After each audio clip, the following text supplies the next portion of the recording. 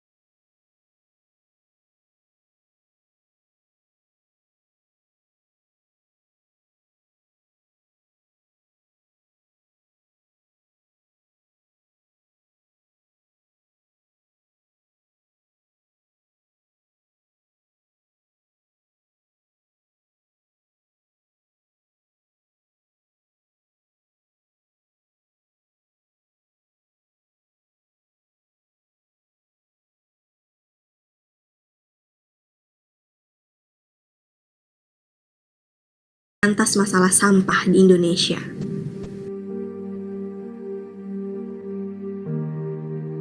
Pertama sih kalau itu menurut gue dari kesadaran diri sendiri kan, apalagi kalau kita di jalan ngeliat sampah kayak berserakan ya jangan tunggu, apalagi kan mungkin masyarakat sekarang tuh ngandelin dari PPSU yang pasukan oranye itu, mungkin kayak nanti juga diberesin sama PPSU gitu. Nah menurut saya tuh kayak jangan kayak gitu, kalau misalnya emang kita dilihat di jalan ya apa salahnya sih kita buat bersihin, nggak usah nungguin PPSU buat ngebersihin. Ya kesadarannya sih dari diri sendiri, kalau misalnya kalian ngeliat itu nggak enak ya kenapa nggak kalian bersihin, kalian pindahin ke tempat sampah biar lebih enak dipandang gitu kan.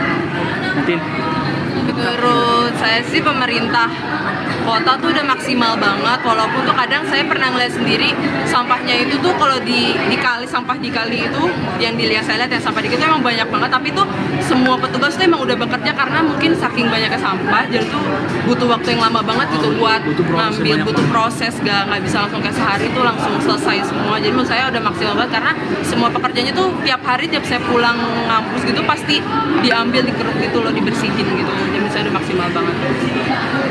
Pesan saya dibuat masyarakat mungkin bisa lah ya kayak ngurangin sampah tuh kayak kalau bisa tuh bawa makanan dari rumah tuh pakai tempat, jangan yang beli gitu loh, kan bisa yang beli pakai plastik, styrofoam, dan itu kan susah banget buat terurai dan itu bakalan mencemarin lingkungan banget kan. Dan beli minuman kalau bisa tuh pakai, kan sekarang banyak kayak yang jual botol-botol minuman yang bisa dipakai lagi gitu, yang terbuat dari bahan-bahan kayak beling gitu kan bisa dipakai, daripada kita harus beli air mineral dan nanti sampahnya tuh plastik lagi kan. Buat masyarakatnya sebelum buang sampah itu tolong untuk pisahkan mana yang organik dan non-organik. Terus buat masyarakatnya tolong jika menggunakan sedotan, gunakan sedotan bambu atau stainless steel, dan misalkan jika berbelanja bawa kantung belanja sendiri dari rumah. Mulailah dari diri sendiri. Karena aku, kamu, kita bisa memberantas sampah.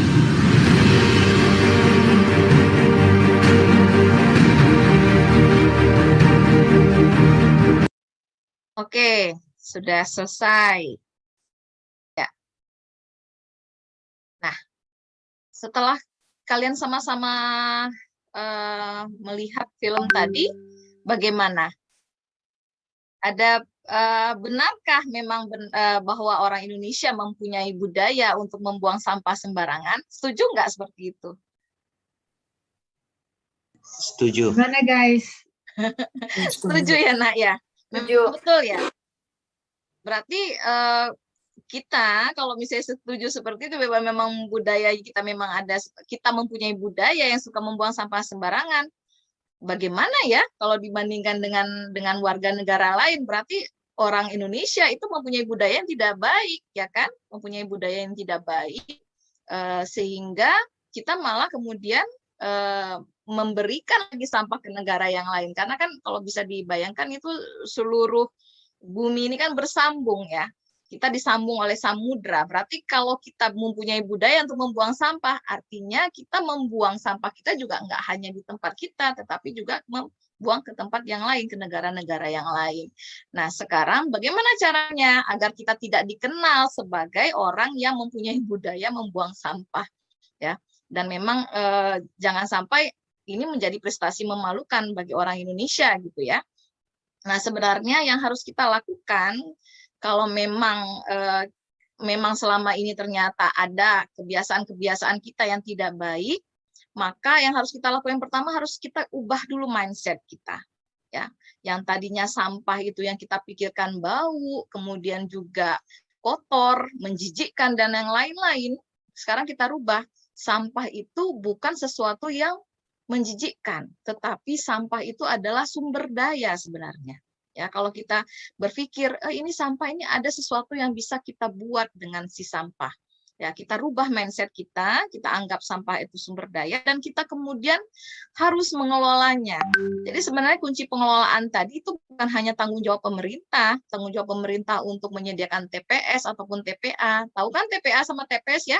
Tempat pembuangan akhir dan tempat pembuangan sampah sementara.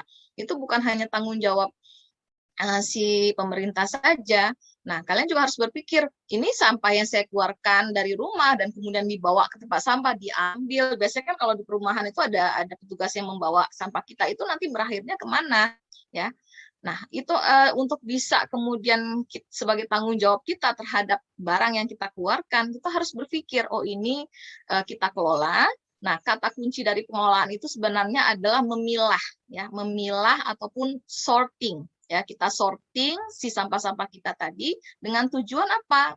Tujuannya adalah untuk kita rubah sampah tadi menjadi sesuatu yang dapat dimanfaatkan dan sumber daya untuk menjadi si produk-produk yang lain seperti itu.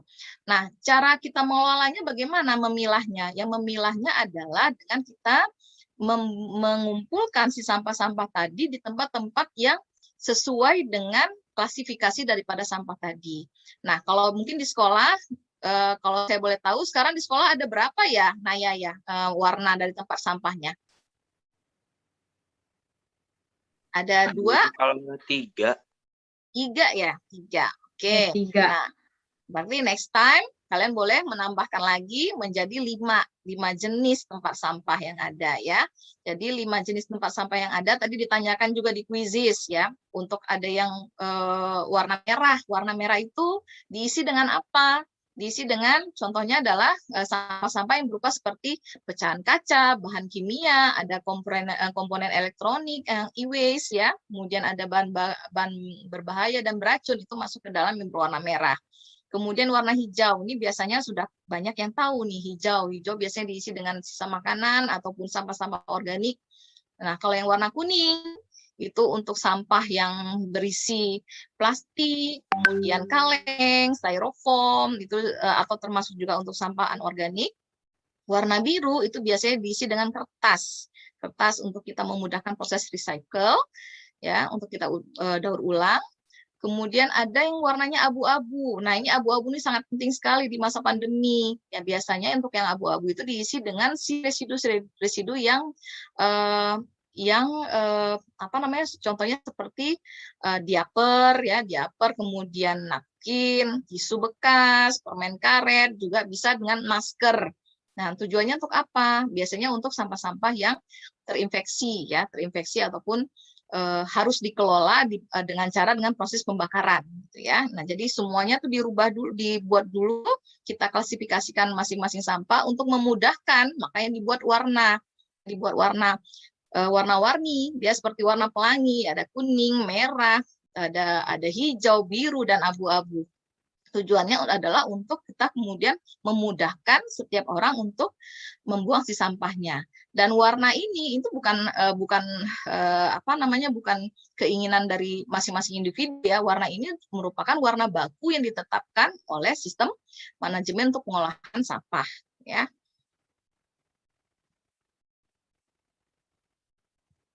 Oke. Nah, selain tadi kita sudah mengklasifikasikan si sampah tadi, kemudian tindakan selanjutnya itu apa? Ada yang disebut dengan 3R+. Nah, selama ini yang sudah dikenal adalah 3R saja ya. Sekarang kita tambahkan dengan plus. Yang pertama adalah tanggung jawab kita untuk mereduksi.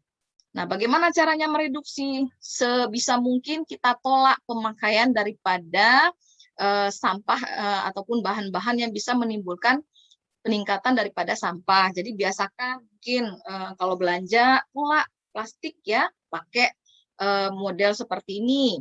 Ada tas yang kemudian bisa dipakai berulang kali. Jadi kalau bisa kalian tolak. Kalau misalnya ada yang menyodorkan menggunakan plastik atau plastik yang mungkin mau tidak mau barangkali kita terpaksa pakai, terpaksa kita terima. Nanti plastiknya untuk bisa jangan sampai dibuang langsung ke lingkungan, kita cuci dulu dan kemudian dikeringkan baru disimpan kembali. Nah, plastik yang sudah dikeringkan tadi itu bisa dikumpulkan dan dibagikan ke pedagang-pedagang yang mempunyai warung ataupun pedagang-pedagang kecil yang ada di sekitar kita. Jadi kalian sudah berhasil mereduksi dan juga berhasil untuk menyumbangkan si plastik ke orang-orang yang membutuhkan. Kemudian tindakannya selanjutnya adalah mereuse atau menggunakan ulang daripada sampah plastik yang tidak sengaja kita hasilkan. Bisa juga dengan recycle. Nah, contohnya plastik yang sudah berbentuk seperti ada jenis-jenis plastik yang sudah kita klasifikasikan. Misalnya ini plastik jenisnya PP, ada yang PVC dan yang lain-lain, itu bisa kita kecilkan ukurannya, di recycle dan kemudian dijual ke industri yang untuk bisa memproduksi si plastik itu kembali. Bisa juga dengan tindakan misalnya seperti refill ya. Jadi seperti yang di video tadi katakan, jangan kalau bisa diminimumkan pembelian daripada minuman kemasan. Ya, minuman kemasan seperti Aqua, ya, maaf saya sebut merek ataupun yang lain-lain, itu lebih baik kalian menggunakan tumbler yang dibawa dari rumah, kemudian di sekolah kan ada tempat untuk mengisi, untuk merefill kan si air minum tadi, jadi bisa digunakan sehingga tindakan kita tadi membawa tumbler tadi itu sudah mereduksi daripada produksi daripada sampah plastik.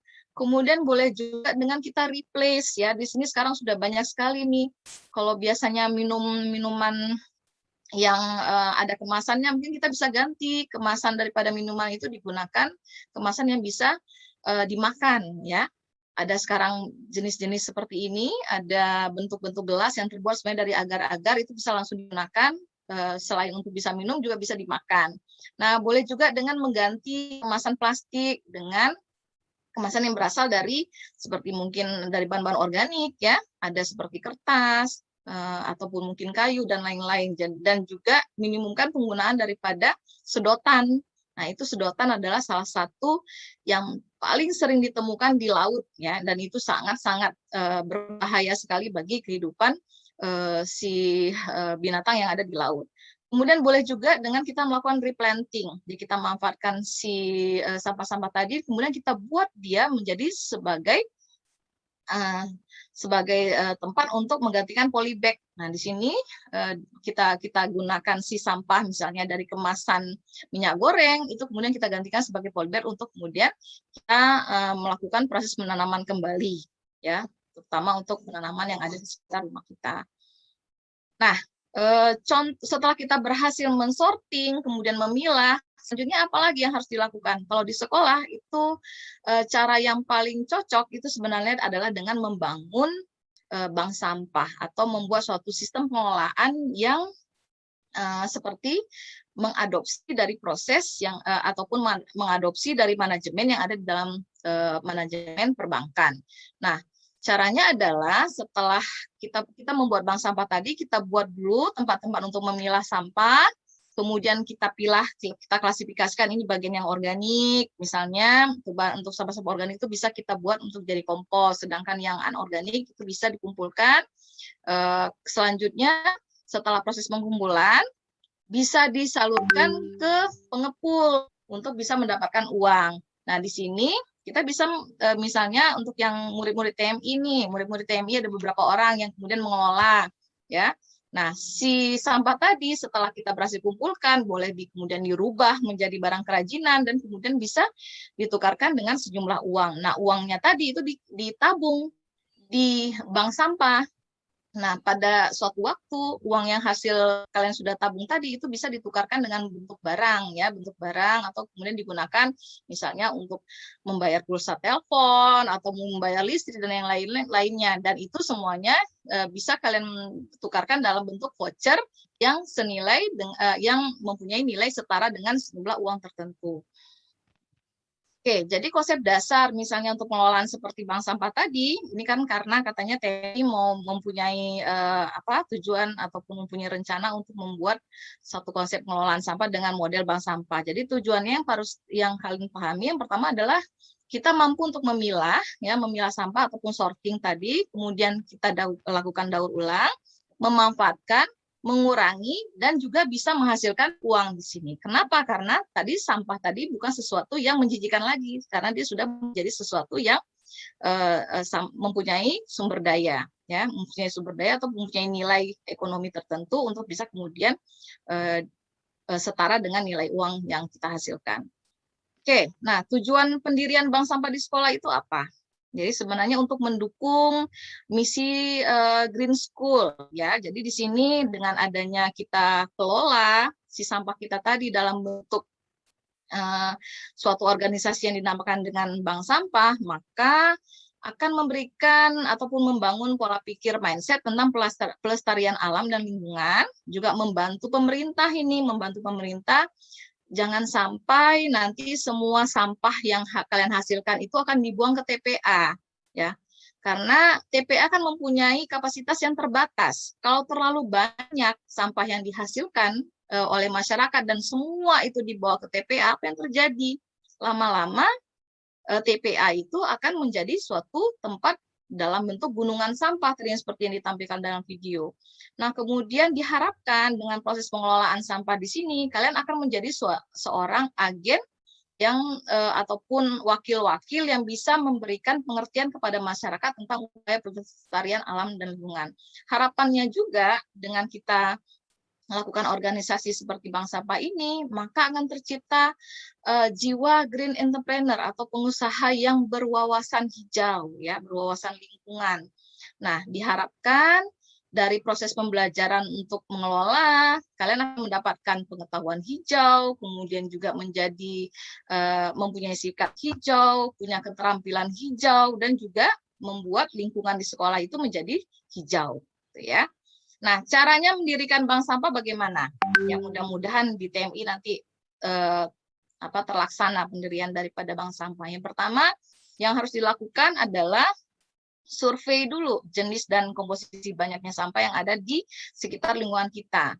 Baru selanjutnya lakukan sosialisasi tujuan daripada berdirinya bank sampah, rekrut pengelola bank sampahnya, ya. Mungkin di antara anggota OSIS nanti mungkin bisa kalian buat suatu divisi yang kemudian mengelola daripada bank sampah tadi. Disiapkan kelengkapan bank sampahnya, bagaimana caranya nanti akan saya jelaskan strategi untuk menyiapkan kelengkapan dari bank sampahnya. Mencari pembeli sampahnya tadi, ya, sehingga nanti kita kemudian bisa mengumpulkan uang di bank sampah. Selanjutnya bisa dipromosikan, kemudian melakukan pelayanan tabungan sampah tadi. Jadi di sini karena ini sebenarnya konsepnya di Unila ini, ya. Ini mungkin saya memberikan ini mahasiswa, tetapi kalau di TMI karena siswa, jadi siswa itu bisa kemudian selain si pengurus, mungkin untuk yang anggota mendaftar dulu sebagai anggota daripada bank sampah, nanti membawa sampah yang ada dari rumah. Nah, selanjutnya sampah-sampahnya tadi itu dicatat oleh petugas bank sampah yang ada di sekolah, dicatat, ditimbang, kemudian diberikan label, kemudian dihitung kira-kira sampahnya tadi setara dengan berapa rupiah, ya. Nah, untuk kemudian dicatatkan di dalam buku tabungan. Nah, nanti lama-lama, semakin lama kalian menabung sampah tadi, maka uang akan didapatkan, ya. Nah, bagaimana caranya agar bank sampah ini tetap berjalan, manajemennya tetap berjalan? Maka untuk pengurus itu biasanya diberikan 15% dari hasil proses penjualannya tadi, penjualan sampahnya tadi diberikan 15% untuk pengurus, untuk proses manajemen, sedangkan 85% itu diterima oleh nasabah. Jadi misalnya nih, sampah kalian punya, ini setara dengan 10.000, gitu ya. Jadi si 1.500-nya itu masuk ke manajemen pengurusan untuk bank sampah, sedangkan 8.500 itu masuk sebagai uang yang akan kalian tabung di dalam bank sampah. Nah, ini ada beberapa contoh produk-produk yang dihasilkan dari pengelolaan sampah anorganik. Ini beberapa produk yang saya kumpulkan, saya dapatkan datanya dari beberapa bank-bank sampah yang ada di sekitar yang pernah tempat saya kunjungi itu tadi ya. Nah, ini contohnya adalah tempat untuk, ini tempat sampah yang dibuat dari botol sampah itu sendiri. Ya, jadi selain kita kemudian sudah punya, mungkin ada tempat untuk sudah ada yang tempat sampah yang dibeli yang sudah ada warnanya, tapi juga kita bisa kemudian mengkreasikan sendiri si tempat sampahnya tadi dari si botol-botol ya, untuk kemudian mengumpulkan sampah-sampah yang dihasilkan ataupun yang disetorkan ke bank sampah. Nah, kemudian ada juga nih mungkin buat kerajinan seperti ini dari tutup botol ya, tutup botol aqua. Ada ini dari keranjang dari kertas, kemudian ada payung dari bungkusan sisa-sisa ya, sisa-sisa daripada kemasan saset untuk cuci ya, mencuci ya, dari deterjen. Kemudian juga bisa juga kita mungkin untuk yang khusus untuk sampah yang kecil-kecil seperti seperti sampah bungkusan permen seperti yang lainnya, itu kita bisa membuat eco-bright. Kemudian, nah itu untuk yang sampah anorganik. Nah, kalau untuk sampah organik, apa saja produk yang bisa kita buat? Kita bisa buat biogas ya. Kita buat biogas dengan proses anaerobik, kita bisa menghasilkan biogas. Nah, kemudian bisa juga mungkin membuat kompos dari sampah-sampah organik. Buat komposnya itu bisa berupa kompos cair ataupun kompos padat. Bisa juga kita hasilkan pelet, ya, pelet untuk bahan bakar ataupun untuk arang. Bisa juga briket. Ini biasanya untuk apa? Untuk yang sampah-sampah yang banyak terdiri seperti mungkin ranting kayu dari kebun yang ada di sekitar rumah, atau mungkin daun-daun kering, itu bisa kita bikin briket seperti ini, ataupun pelet untuk selanjutnya digunakan sebagai pengganti arang, ataupun bisa juga membuat karbon aktif ya dari sampah organik kita. Bisa juga dihasilkan ekoenzim ya. Ekoenzim ini dari sampah organik biasanya untuk sampah-sampah yang bersih ya, seperti contohnya apa? Contohnya seperti dari kulit buah-buahan ya, dikumpulkan kemudian kita produksi si ekoenzimnya tadi. Nah, ini ada beberapa strategi bagaimana cara pengolahan sampah organik yang kebetulan sudah dilakukan di Universitas Lampung. Nih, salah satunya nih, tadi kan ditanyakan ya biopori itu apa. Jadi biopori itu adalah sebenarnya lubang yang kemudian kita isi dengan sampah-sampah organik di sini. Nah, tujuannya ataupun mengapa harus dibuat si biopori?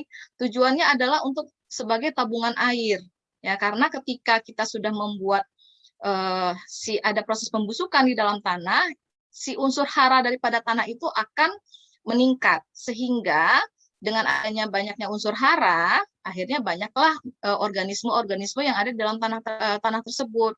Jadi bisa hidup dengan tenang. Ada cacing, ada kumbang, ada si serangga-serangga yang lainnya, kemudian dia mampu untuk membuat pori-pori yang ada di dalam tanah. Nah, pori-pori yang dalam tanah itu fungsinya adalah untuk menyerap daripada air hujan yang ketika dia turun ke bumi, dengan adanya pori akan menyerap ke bagian bawah tanahnya. Nah, sehingga air hujan tadi bisa menjadi tempat kita untuk sebagai tabungan air ketika musim kemarau. Nah, si biopori tadi selain fungsinya juga untuk mengolah sampah organik, itu juga bisa karena kemampuannya untuk mengambil air tadi, dia bisa menghindari banjir ya, menghindari banjir. Nah, buatnya sulit nggak? Sangat tidak sulit. Jadi hanya buat seperti lubang saja yang ada di tanah kita buat lubang dalam ukuran kecil. Misalnya kita masukkan si sampah-sampah ya, sampah-sampah misalnya contohnya sampah-sampah dari kebun ya, berupa daun-daun kering, ranting yang sudah dihaluskan, kemudian kita masukkan ke dalam biopori tadi, ditambahkan air, kemudian kita biarkan sampai beberapa waktu sehingga dia membusuk sendiri. Dan bisa ditambahkan tidak jumlah si daun-daun kering tadi untuk pengomposan, bisa ditambahkan setiap hari ya sampai dia terjadi proses pembusukan dan akhirnya tanah yang tadi kita telah berikan si biopori tadi itu mampu untuk menampung air. Kemudian, nah oke, saya tadi lupa bilang. Nah, untuk yang biopori ini sebenarnya untuk proses pengolahan untuk sampah-sampah yang jumlahnya tidak terlalu banyak. Kemudian boleh juga dengan proses biogas ya, untuk proses pengolahan kita bisa menghasilkan biogas. Nah, biogas dilakukan proses fermentasi secara anaerobik atau proses tanpa adanya udara selama proses pembusukan tadi. Nah, dari hasil proses pembusukan tadi itu dihasilkanlah gas metan ya, yang kemudian bisa digunakan untuk pengganti daripada gas LPG. Jadi di sini selain kita kelola dia menjadi untuk biogas, itu juga juga dihasilkan produk lain yaitu kompos ya. Nah, biasanya untuk si biogas ini tadi itu bisa digunakan untuk pemanas ataupun pengganti daripada gas LPG. Selanjutnya kita bisa juga misalnya kita kelola sampah organik kita untuk memproduksi ekoenzim. Nah, sebenarnya ekoenzim ini apa? Sebenarnya ekoenzim ini adalah satu cairan organik ya yang dihasilkan dari proses fermentasi daripada si sampah-sampah organik kita. Nah, jenis sampah yang dikelola untuk memproduksi ekoenzim itu apa saja? Jadi jenis-jenisnya biasanya adalah sampah-sampah yang berasal dari pengolahan dari sisa dapur. Contohnya ada kulit buah-buahan, kemudian juga ada sisa daripada sayur-sayuran. Nah, di sini cara membuatnya adalah dengan kita buat rasio 1 bagian adalah gula ataupun molasses. Gulanya yang digunakan biasanya adalah gula merah, kemudian 3 bagian itu adalah buangan sampah organik ya. Selanjutnya yang 10 bagian itu adalah air. Nah, ini disimpan di dalam botol-botol, kemudian difermentasi selama 3 bulan. Nah, di hasil daripada proses fermentasi tadi itu disaring, kemudian bisa digunakan untuk desinfektan ya, bisa digunakan untuk pembersih udara, bisa digunakan untuk membersihkan kamar mandi, kaca dan yang lainnya ya. Jadi ini bisa diganti untuk bisa sabun juga untuk mencuci piring dan yang lain-lain. Nah, jadi selain dengan kita memproduksi daripada si ekoenzimnya tadi itu kita bisa menghemat penggunaan daripada bahan-bahan pembersih ataupun deterjen yang bisa kita gunakan sehari-hari. Nah, selain itu si ekoenzim ini juga bisa membersihkan air ya. Jadi ketika dia diberikan ke sungai, dia mempunyai kemampuan untuk menjernihkan air. Jadi banyak sekali dari kelebihan daripada ekoenzim, dan tentu saja juga bisa digunakan sebagai pupuk ya, sebagai pupuk organik cair. Nah, untuk yang berbentuk padat misalnya sampah-sampah yang berbentuk makanan itu bisa kita lakukan pengelolaan dengan cara membuat kompos ya. Ini bisa digunakan seperti drum bekas seperti ini, dibuat susunannya ya, jadi ditambahkan di sini ada keran. Kemudian kita buat di sini ada pembatas, misalnya pakai kaleng ataupun bagaimana untuk saringan. Di sini sampah organiknya kita masukkan ke dalam drum tadi. Selanjutnya dengan proses pembusukan itu akan didapatkanlah cairan, sedangkan padatan yang tertinggal di atas. Nah, si cairan ini bisa dimanfaatkan untuk sebagai pupuk organik cair. Nah, pembuatannya sangat sederhana ya. Kita ambil aja atau kita kumpulkan sekitar 5 kg daripada si sampah organik tadi, ditambahkan bioaktivator ataupun EM4, terus selanjutnya dia dikomposkan selama 21 hari untuk bisa mendapatkan kompos padat dan kompos ataupun pupuk organik cair. Nah, ini cara membuat bioaktivator EM4-nya. Ya, caranya hampir sama seperti membuat ekoenzim tadi. Semua bahan-bahan sampah berupa pisang, pepaya, nanas matang ataupun buah-buahan ini adalah satu resep yang biasa digunakan untuk membuat EM4. Itu kita tambahkan dengan nira dan juga air, baru kemudian disimpan selama 7 hari. Nah, si EM4 ini tadi itu kita gunakan sebagai bioaktivator untuk membuat kompos padat dan kompos cair. Oke, selanjutnya, nah, di Unila ini tadi selain membuat kompos, kemudian kita membuat ekoenzim, ini juga di Unila itu juga ada, kebetulan di teknik kimia itu juga ada kegiatan kita membuat sabun dari sampah, terutama yaitu kulit pisang. Kenapa kulit pisang? kulit pisang ini ternyata banyak sekali mengandung kalium. Nah, untuk bahan dasar untuk membuat sabun itu kan biasanya digunakan soda, yaitu soda kalium hidroksida. Nah, soda tadi itu bisa kita isolasi untuk kemudian dicampurkan dengan minyak untuk bisa menghasilkan sabun. Sabun yang bisa digunakan untuk kebutuhan sehari-hari, mau sabun cuci piring, ataupun sabun mandi, dan yang lainnya itu bisa kita buat dengan kulit pisang. Ini adalah cara-cara ataupun strategi yang bisa kita pilih untuk mengelola si sampah tadi. Oke, saya rasa cukup hasil presentasi kita hari ini. Untuk selanjutnya tadi Naya ada titip pesan ke saya, ada tugas project strategi pengolahan sampah yang ada di rumah masing-masing siswa itu bagaimana, gitu ya. Tolong di-share strateginya. Nanti share-nya kemana, Naya? Nanti kalian bikin tugas. Jadi tugasnya tuh bikin video tentang strategi pengelolaan sampah. Deadline-nya, tunggu. Deadline-nya di day 4 jam 12. Nah, deadline-nya di day 4. Hari terakhir tweet. Tugasnya itu membuat video tentang pengelolaan sampah di rumah masing-masing. Misalnya, kalian mengelola botol bekas jadi pot bunga, atau jadi kotak pensil, atau jadi dompet. Nah, deadline-nya tanggal 4 ya, guys. Nanti kirimnya ke kakak pembina masing-masing. Video ya tadi ya? Iya, video. Mungkin ada yang mau ditanyain ke presentasi Ibu Dewi tadi. Tadi video buat apa, Kak? Video tentang membuat pengelolaan sampah di rumah masing-masing. Oke, kayaknya untuk yang pengelolaannya tadi itu bisa untuk sampah organik dan sampah anorganik ya, Naya ya? Iya. Alifa. Guys, bukan dikumpul tapi itu ya guys, di-upload di sosial media masing-masing. Deadline-nya day 4. Day 4 jam 12 siang ya. Terus kalau udah di-upload, di-confirm ke pembina grup masing-masing. Oke, ada pertanyaan lagi? Masalah tugas?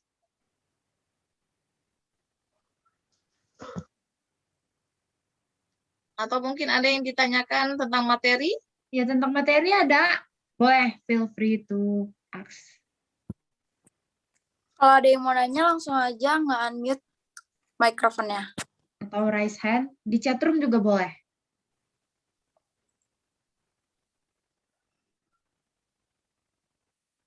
Belum ada ya? Kalau belum ada, aku sama Naya mau tanya-tanya dulu sama Ibu Dewi, boleh? Boleh, silakan. Oke, jadi aku sama Naya sudah mempersiapkan beberapa pertanyaan seperti yang kita lihat dari profil Ibu Dewi sama presentasi Ibu Dewi. Yang pertama itu ada pertanyaan dari aku, menurut Ibu Dewi bagaimana cara kita menanamkan moral integritas kepada diri sendiri? Apalagi kalau misalkan berhubungan sama pengetahuan tentang penghijauan. Oke. Jadi seperti saya jelaskan tadi, sebenarnya ketika kita menghasilkan sesuatu yang berupa sampah tadi, itu adalah punya tanggung jawab sendiri. Jadi bukan karena tanggung jawabnya tadi itu bukan karena kita ingin dilihat orang menjadi lebih baik ataupun bagaimana, tetapi lakukanlah memang yang kita lakukan tadi itu adalah untuk membuat lingkungan ini menjadi baik tanpa perlu diketahui oleh orang lain. Ya misalnya, ya karena apa? Karena itu tanggung jawab kita. Ya, sampah itu kan adalah tanggung jawab kita kan, bukan tanggung jawab pemerintah, bukan tanggung jawab orang tua ataupun yang lain. Jadi kelolalah sendiri. Ya, kelola sendiri. Misalnya nih, yang paling mudah yang bisa kita lihat. Setiap hari kira-kira ada nggak yang sampah yang kalian hasilkan? Naya sama Alifa pernah nggak menghasilkan sampah? Pastinya. Ya, apa saja contoh yang paling sederhana? Aqua, karena kalau misalnya haus, kadang tuh lupa bawa tumbler. Nah, oke. Ya. Nah, untuk kita bisa melihat itu memang kita mempunyai integritas untuk menjaga lingkungan itu bagaimana dengan si botol aquanya tadi? Kita harus bawa tumbler dari rumah sendiri, kayak Ya. kesadaran masing-masing. Ada kesadaran sendiri, kemudian bagaimana caranya untuk jangan sampai kita menghasilkan sampah yang pertama kan? Nah, kalau memang sudah terlanjur seperti Naya bilang tadi, kalau sudah terlanjur, harus dipikirkan ini botol yang kita hasilkan dari ataupun yang kita harus buang ke lingkungan tadi, itu kira-kira mau dikelolanya itu bagaimana? Apakah cukup dengan dibuang sampah saja, atau kemudian si botol tadi kita gunakan untuk misalnya untuk keperluan yang lain barangkali, ya. Kalau misalnya kita buang ke lingkungan, berarti kita mempunyai kesalahan untuk menyumbangkan sampah lagi ke lingkungan kan, menambah beban ke lingkungan tadi. Akhirnya bagaimana strateginya? Mungkin bisa kita manfaatkan, kita buat suatu kreasi, ya kreasi sehingga si sampah yang kita hasilkan tadi itu tidak terbuang sia-sia, seperti itu. Jadi nggak perlu harus menunggu orang lain dulu untuk mengolah sampah kita, tapi harus kita lakukan proses pengolahan itu sendiri. Oke, lanjut pertanyaan dari aku nih. Menurut Ibu Dewi itu moral integritas berperan penting dalam pengelolaan sampah atau enggak? Sangat, ya, sangat penting, gitu ya. Kalau kita nggak punya integritas, akan semakin lama akan semakin masalah sampah ini yang ini karena kita kan sekarang topiknya adalah tentang sampah, ya. Kalau kita tidak punya integritas ataupun kemauan dalam untuk menjaga lingkungan, semakin lama apa yang terjadi? Si lingkungan kita kan akan semakin buruk, ya, semakin buruk, dan akhirnya yang rugi siapa ya kita sendiri, seperti itu. Oke. Baiklah, lanjut. Oh iya, sebelum aku ada pertanyaan lagi buat Ibu Dewi, udah ada yang mau nanya belum? Langsung aja. Ayo guys, buat kalian yang mau nanya, boleh banget. Oh, mungkin saya Ayo. share, barangkali sambil Apa tugasnya? Lupa. mengisi waktu saya share Tugasnya tentang apa? ini ya. Kalau buat tugas nanti di grup aja ya. Tugasnya apa tadi? Lupa. Tugasnya nanti ya. Di Bikin grup video. Naya sama Alifa, Ibu izin untuk memberikan video dulu. Ya, ini semuanya tindakan pengolahan sampah yang sudah dan pengolahan lingkungan yang sudah dilakukan di Universitas Lampung ya. Oke. Oke.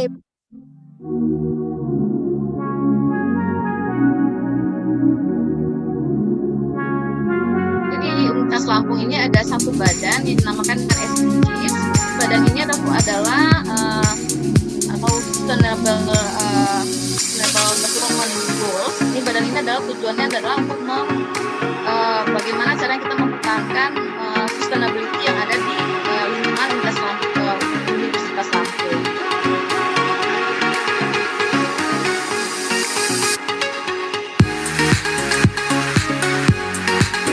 Jadi salah satu fungsi ataupun tugas daripada SDGs tadi itu adalah mempertahankan kondisi lingkungan yang ada di Universitas Lampung ya. Seperti misalnya bagaimana mempertahankan ekosistem, habitat, tumbuhan yang ada di Universitas Lampung, juga hewan yang ada di Universitas Lampung. Juga kemudian membangun fasilitas ya, seperti kita bangun fasilitas green building ya.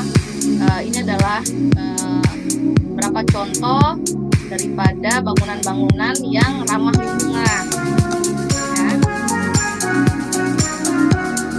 Ada juga tata kelola daripada parkir yang ada, juga proses transportasi yang ada di lingkungan.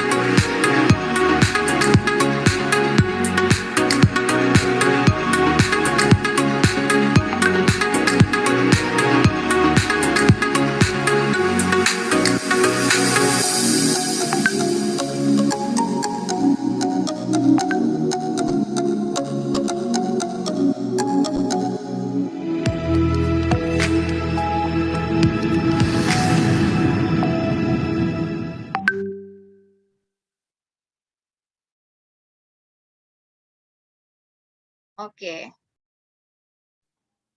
Oke, udah ada yang mau nanya belum guys? Atau ada pertanyaan?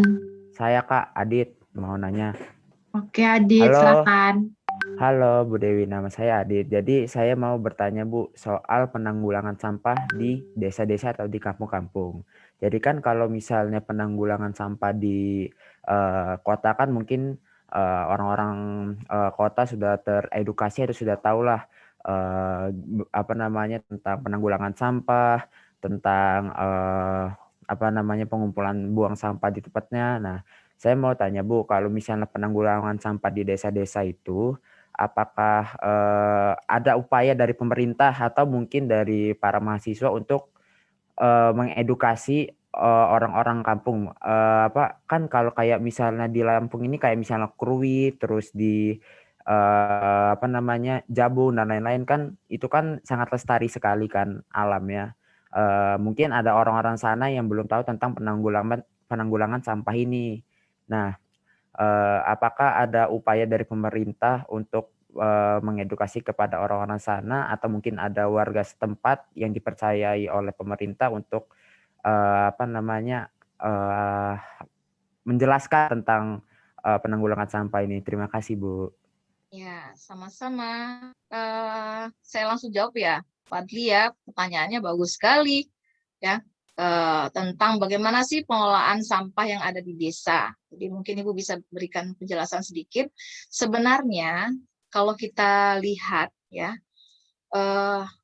tingkah laku ataupun kebiasaan yang ada di kota sama di desa itu sebenarnya sangat jauh sekali berbeda dalam proses pembuangan sampah tadi. Yang paling banyak membuang sampah itu sebenarnya orang kota, Nak.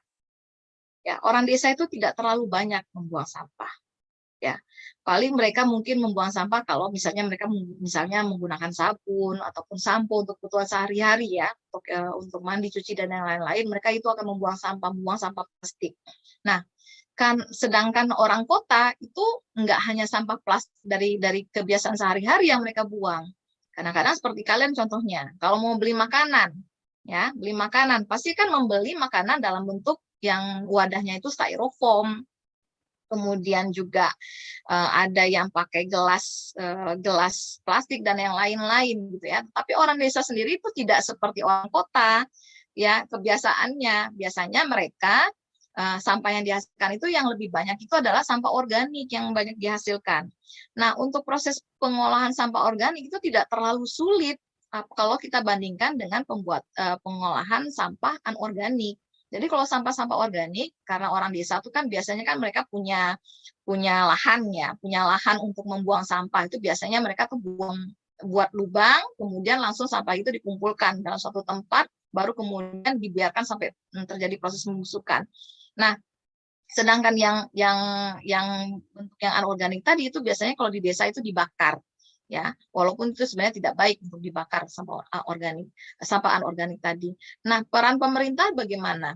Untuk yang di desa itu mungkin tidak terlalu seperti karena urgensinya itu berbeda, jadi mungkin mereka hanya diberikan bagaimana caranya untuk misalnya proses pengelolaan untuk membuat ataupun untuk mengelola sampah organiknya mereka, ya sampah organik karena kan sebagian penduduk desa itu kan adalah petani, jadi sampah-sampah organik itu dikelola dengan cara dikomposkan, kemudian komposnya itu bisa dibawa ke lahan, ya. Sedangkan untuk sampah anorganiknya itu tidak terlalu difokuskan terlebih dahulu karena memang jumlahnya itu tidak banyak.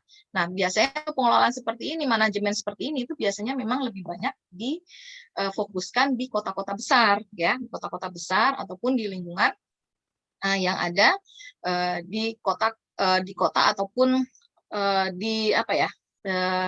Jadi sebenarnya seperti kita untuk yang sistem manajemen pengelolaan sampah itu kita harus lihat dulu kira-kira jumlah sampahnya itu banyak atau tidak. Nah, kalau misalnya jumlahnya banyak, baru itu kemudian kita pikirkan bagaimana pengelolaan dengan strategi tertentu. Tetapi kalau di desa karena tidak terlalu banyak, jadi tidak terlalu maksudnya belum terlalu difokuskan untuk strategi pengelolaan seperti yang ada di kota. Bisa dipahami nggak, Fadli? Fadli atau siapa sih tadi? Paham, Bu. Ya. Terima kasih, Bu. Ya, jadi intinya adalah mengelolanya tadi itu dilihat dulu kapasitas sampah yang dihasilkan ya, Nak. dan jenis sampah yang dihasilkan. Oke, Bu. Makasih, Bu. Sama-sama, Fadli. Oke, ada lagi pertanyaan lain? Atau dari yang lain gitu, mau nanya? Ya, Boleh Ibu share banget. pengalaman ya. Ibu share pengalaman penelitian dan pengambilan data. Ternyata ya, orang yang tinggal di perumahan itu menghasilkan sampah lebih banyak daripada orang yang tinggal di kampung. Ya, karena dari hasil penelitian yang kami lakukan di Unila, yang pendapatannya menengah ke bawah itu yang banyak dihasilkan adalah sampah organik. Jadi sampah-sampah yang mudah busuk. Tetapi kalau yang menengah ke atas itu yang dihasilkan adalah banyaknya adalah sampah anorganik yang berupa dari sampah-sampah kemasan bahan makanan. Makanya ini tanggung jawab kita ini. Ya, di TMI mungkin paling banyak dihasilkan mungkin sampah anorganiknya ya bila dibandingkan dengan sampah organiknya. Ya, jadi kalau sampah organik itu untuk yang menengah ke bawah itu mereka lebih banyak malah menghasilkan.